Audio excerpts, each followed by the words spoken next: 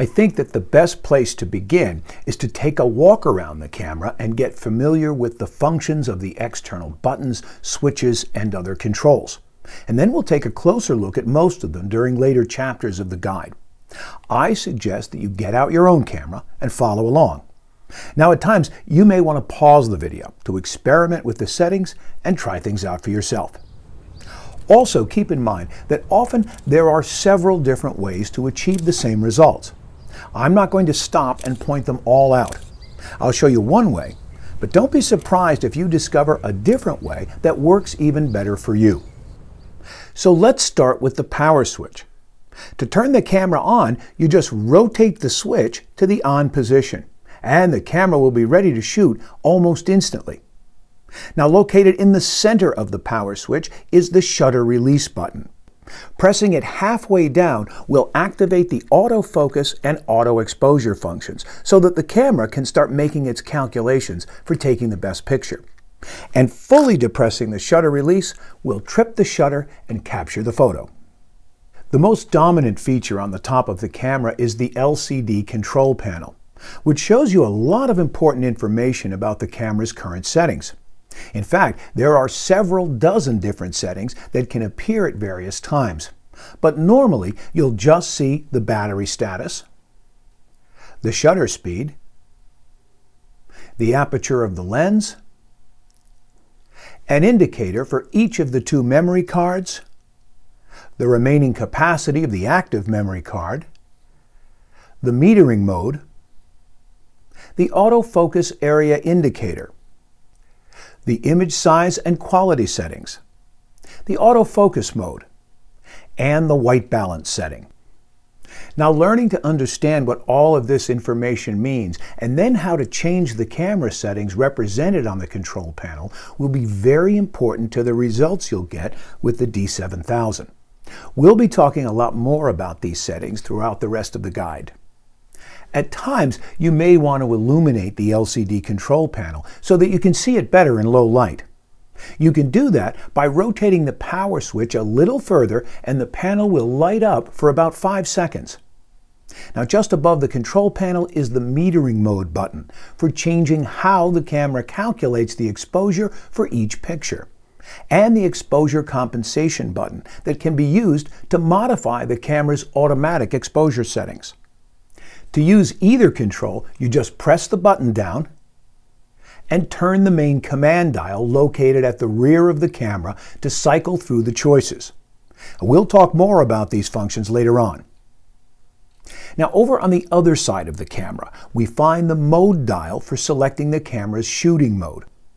The D7000 has about 24 different shooting modes that determine how the camera calculates the exposure, fires the flash, processes the images before saving them to the memory card, and even how the autofocus system works. So choosing the most appropriate shooting mode for any given situation will make a big difference in how your pictures turn out.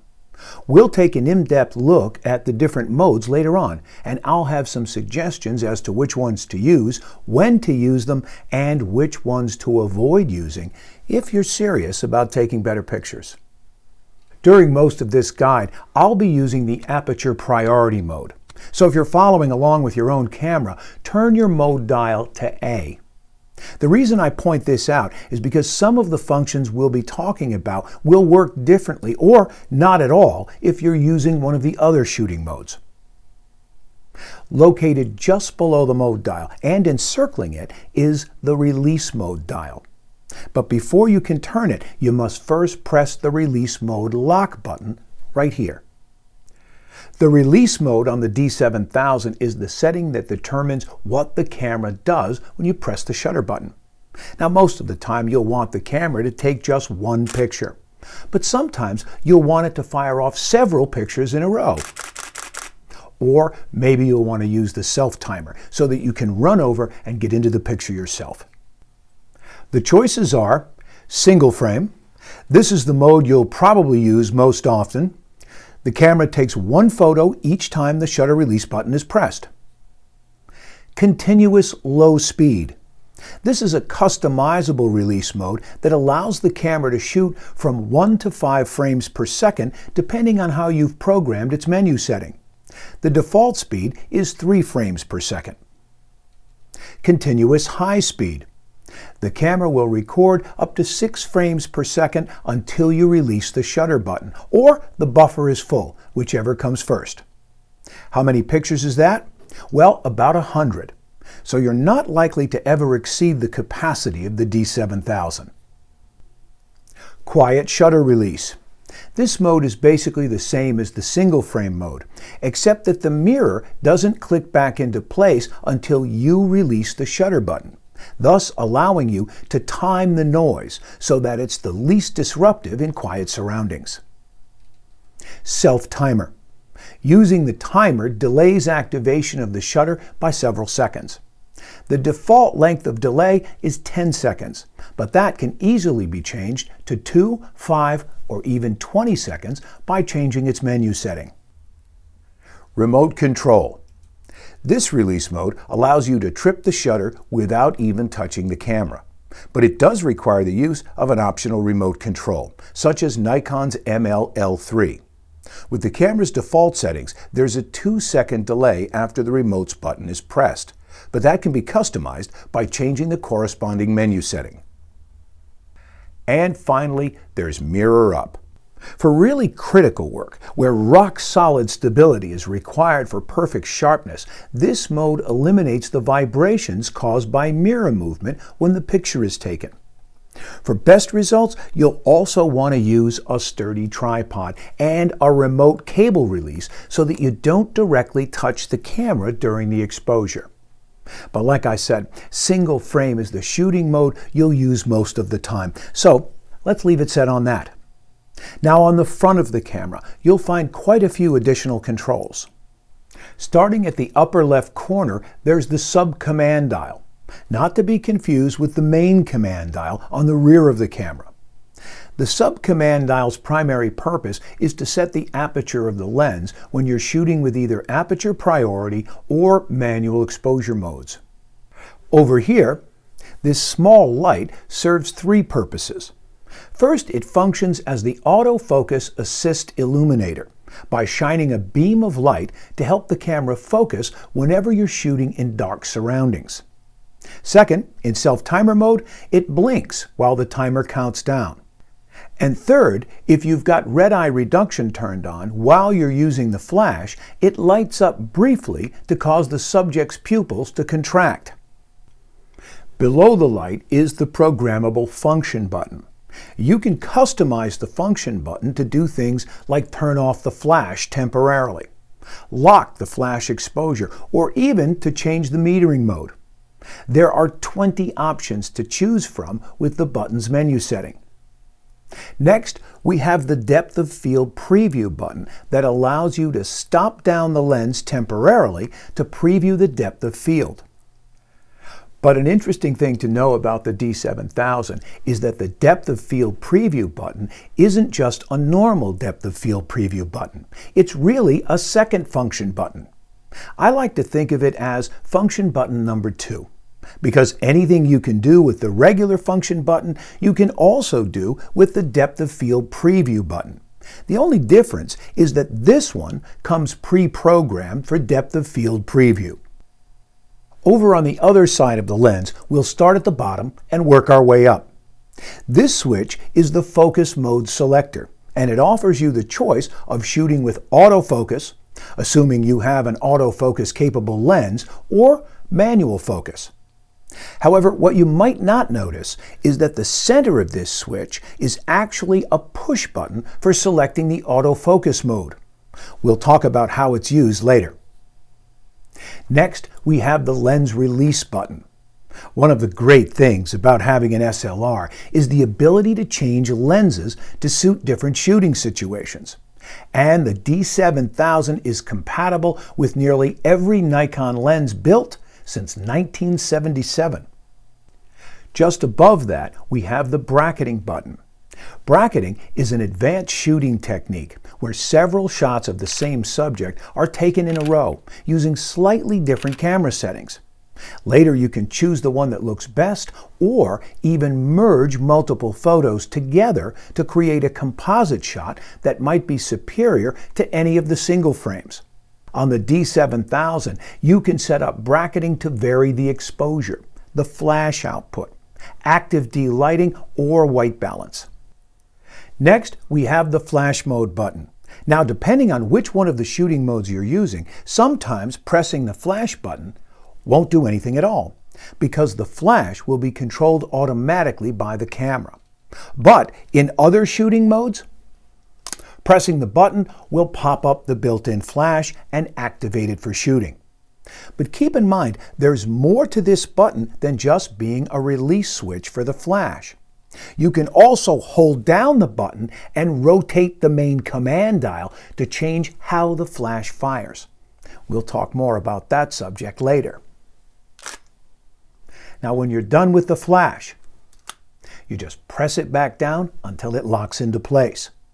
Now, for additional flash power, less chance of red eye, and more flexibility, you can attach an optional external flash unit to the hot shoe. Now, Nikon offers several flash units to choose from, depending on your needs and your budget. Moving over to this side of the camera, under this cover, we find 5 ports for connecting the D7000 to other equipment. The first jack is an ordinary USB port for connecting the camera directly to a computer or a compatible printer. However, think twice about using the USB port. It's a lot easier just to remove the memory card from the camera and use an inexpensive standalone card reader to transfer your photos. Next, there's an AV terminal, so that you can connect your camera to a television monitor using the supplied AV cable. That way, you can view your pictures on a TV instead of the tiny LCD screen.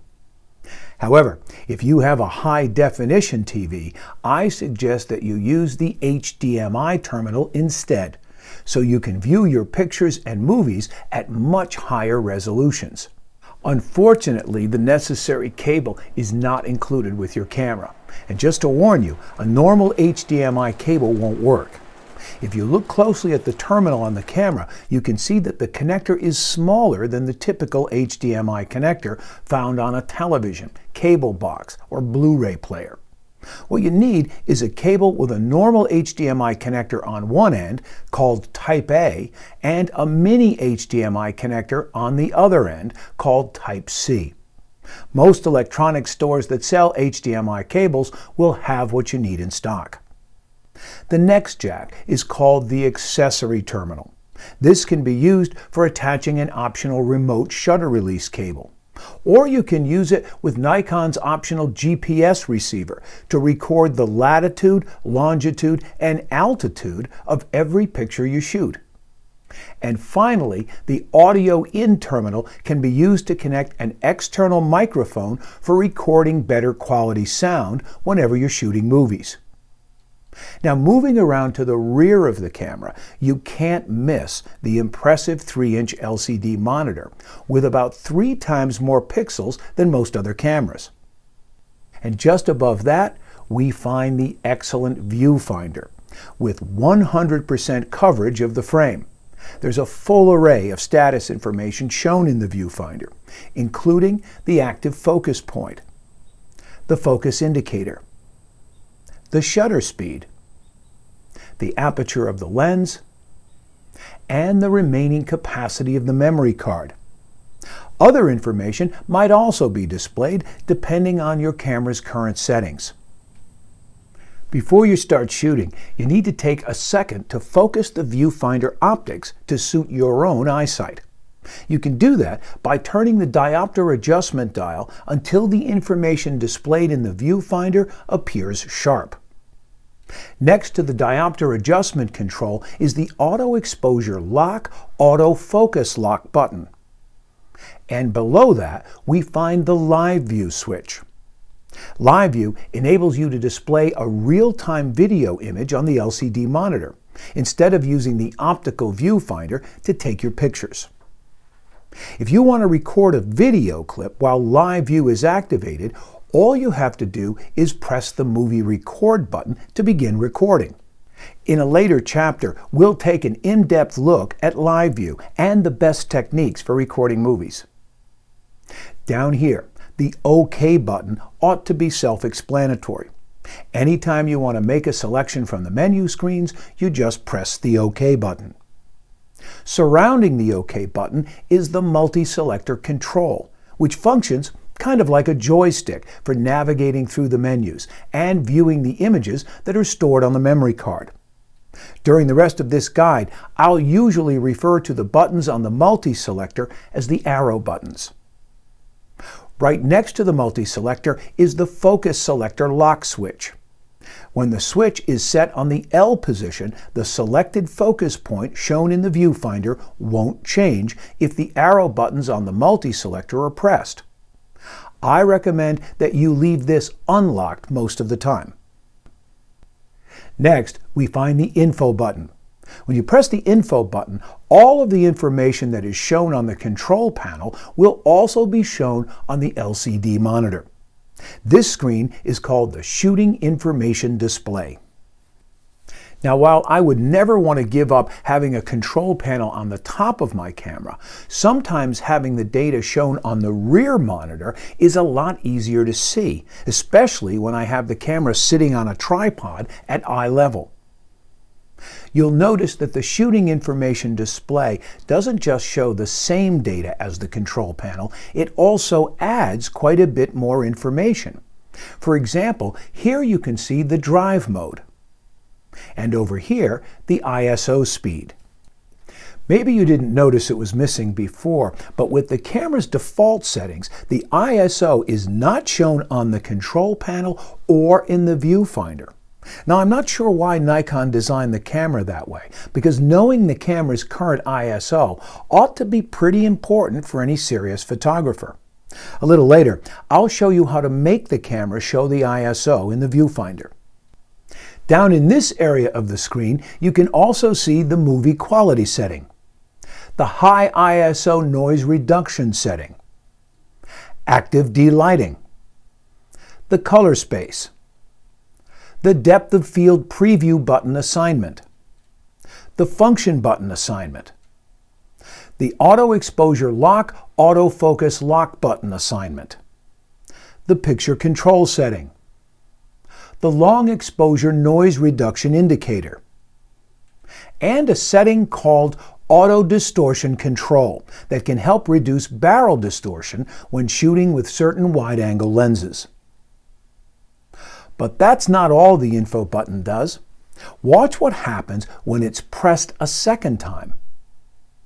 Now several of the settings along the bottom of the screen can be selected and then changed, without drilling down into the normal menu screens. This shortcut is called the Information Edit mode, and it can be a big time saver. To turn off the Shooting Information Display, you can either wait a few seconds and the camera will do it for you, or you can press the shutter button halfway down. Now, over on the other side of the LCD, there are 6 additional buttons that have multiple functions each. I realize it can look a little confusing at first, but it's actually pretty simple once you understand the logic behind the layout. First, there's the menu button. Even though the D7000 has a couple of dozen external buttons, switches, and knobs, many of the camera's most important functions can only be accessed via the menu screens, and those are displayed on the monitor by pressing the menu button. But for now, let's skip the menus, because there's a whole chapter devoted to them later on. Next, you'll notice that these 3 buttons have functions written above them that allow you to quickly change certain camera settings while you're shooting. For example, if you want to change the white balance mode, you could hold down this button and then rotate the main command dial. Or, to change the ISO, you could hold down this button and then rotate the main command dial. Or to change the image quality settings, you could hold down this button and then rotate the main command dial or the sub-command dial to choose the combination of settings you want to shoot with. Now, The functions that are written on these 5 buttons are all playback-related functions. There's the delete button, the playback button, the protect button, the thumbnail button, which also doubles as the playback zoom out button, and the playback zoom in button. These all work closely with each other, so it makes sense to talk about them all at once. But we'll wait and do that during the playback chapter of this guide. Moving over to the right side of the camera, you'll find a door that covers 2 memory card slots. The door is opened just by sliding it back, and pressing on a card briefly will eject it. The D7000 uses ordinary secure digital memory cards, although Nikon recommends that only cards with Class 6 or faster speeds be used for movie recording. So keep that in mind when you're shopping for cards. Now, why are there 2 card slots and how can they be used? Well, I'll cover that in the next chapter. But for now, I guess that's about it for our walk around the camera. You should now have a better understanding of how the external controls of the D7000 work. I know this chapter wasn't too exciting, but it's very important to have this basic foundation as we continue through the rest of the guide.